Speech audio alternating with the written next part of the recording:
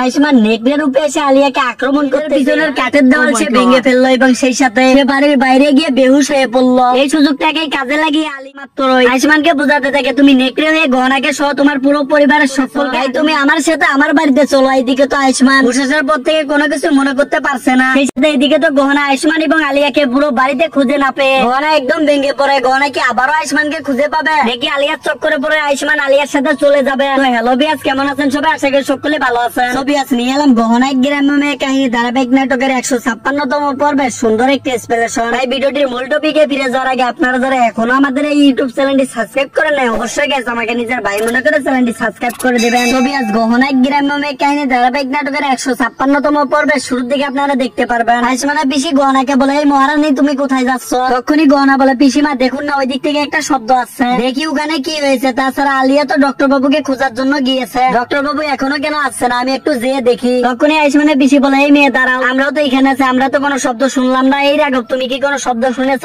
রাঘব তখন না বললে আয়ুষ্মানের পিসি বলে আমরা এখানে সকলে রয়েছি, কেউ কোনো শব্দ পেলাম না, তুমি একাই কিভাবে শব্দ পেলে? তুমি আমাদেরকে কি বোঝাতে যাচ্ছ ভাই? আর শোনো আলিয়া তো গেছে আয়ুষ্মানকে নিয়ে আসার জন্য, তাছাড়া আয়ুষ্মান এবং আলিয়া তো ছোট বাচ্চা নয়, ওরা ওদের খেয়াল রাখতে পারে বুঝেছো। আর যাও যে কাজ করতেছিলে সেই কাজই করো। ঠিক তখনই গহনা ভাবে ডক্টর বাবু তো ঠিক আছে। এবং এদিকে আমরা দেখতে পাই আয়ুষ্মান নেকড়ে হয়ে আলিয়াকে আক্রমণ করতে গেলে আলিয়া বুদ্ধি করে একটা চাদর দিয়ে আয়ুষ্মান নেকড়েকে ঢেকে ফেলে। এবং সেই সাথে এদিকে আমরা দেখতে পাই আয়ুষ্মানের পিসি সহ বাড়ির সকলে যে বাড়ির মেঝের মধ্যে আটকে রয়েছিল গহনা তো গরম পানি করে নিয়ে এসে তাদের সকলকে ছাড়িয়ে নেয়। এরপর তো বাড়ির সকলে একটা শব্দ পেয়ে একদম থমকে যায় এবং আয়ুষ্মানের পিসি বলে এই শব্দ কোথায় থেকে আসলো? তখনই গহনা বলে পিসি আমি বলেছিলাম না ওদিক থেকে শব্দ এর আগেও এসেছিল, চলুন আমরা সবাই যে দেখি ওখানে কি হয়েছে। আর এদিকে তো আমরা দেখতে পাই আয়ুষ্মান নেকড়ের রূপে একদম রেগে রয়েছে। আলিয়া তখন বলে এই নেকড়ে তো একদম রেগে রয়েছে, এই নেকড়ে যদি আমার উপরে আক্রমণ করে তাহলে আমার কি হবে? এসব ভেবে আলিয়া একদম ভয় পেয়ে গেলে তখনই নেকড়ে আলিয়াকে আক্রমণ করতে যেয়ে বাড়ির গেটের পিছনে কাঠের দেওয়াল ভেঙে ফেলে এবং সেই সাথে নেকড়ে বাইরে চলে যায়। এবং সেই সাথে আমরা দেখতে পাই আয়ুষ্মান আবারও নেকড়ে থেকে মানুষ রূপে এসেছে এবং সেই সাথে বেহুশ হয়ে গেছে। আলিয়া তখন ছুটে আয়ুষ্মানের কাছে চলে গেলে ঠিক তখনই আয়ুষ্মান পরিবার সকলেই দেখতে পায় বাড়ির গেটের পিছনের কাঠের দরজা একদম ভেঙে চুরমার হয়ে রয়েছে।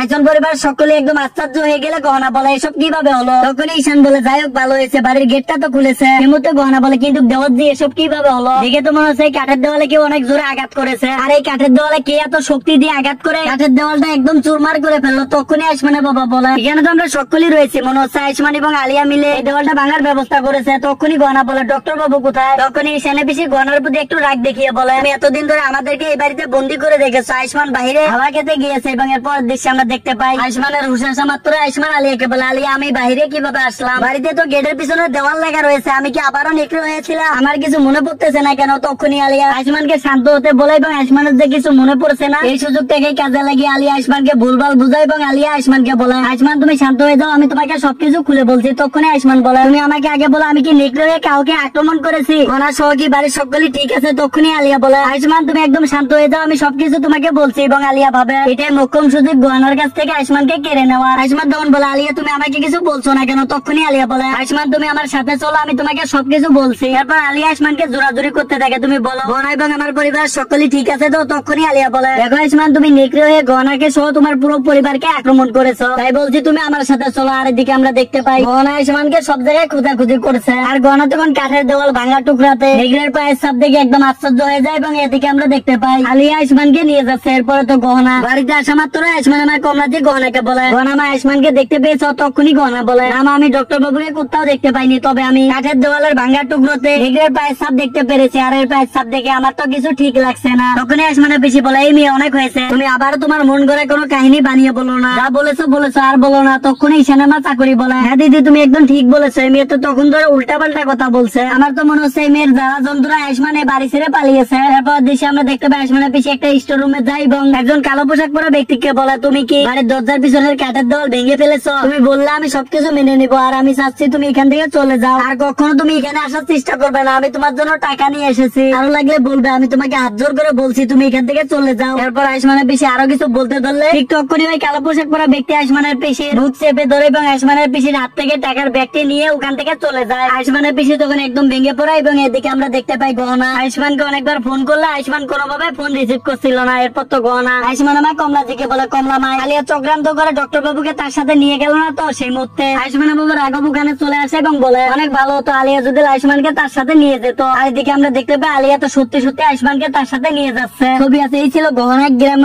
কাহিনী ধারাবাহিক নাটকের 156তম পর্বের সুন্দর একটা এক্সপ্লেনেশন। আপনাদের কাছে এই ভিডিওটি কেমন লাগলো অবশ্যই কমেন্ট করে জানাবেন এবং পরবর্তী ভিডিও এক্সপ্লেনেশনটি সবার আগে দেখার জন্য অবশ্যই গাইস আমাকে নিজের ভাই মনে করে চ্যানেলটি সাবস্ক্রাইব করে আমার সাথে থাকবেন।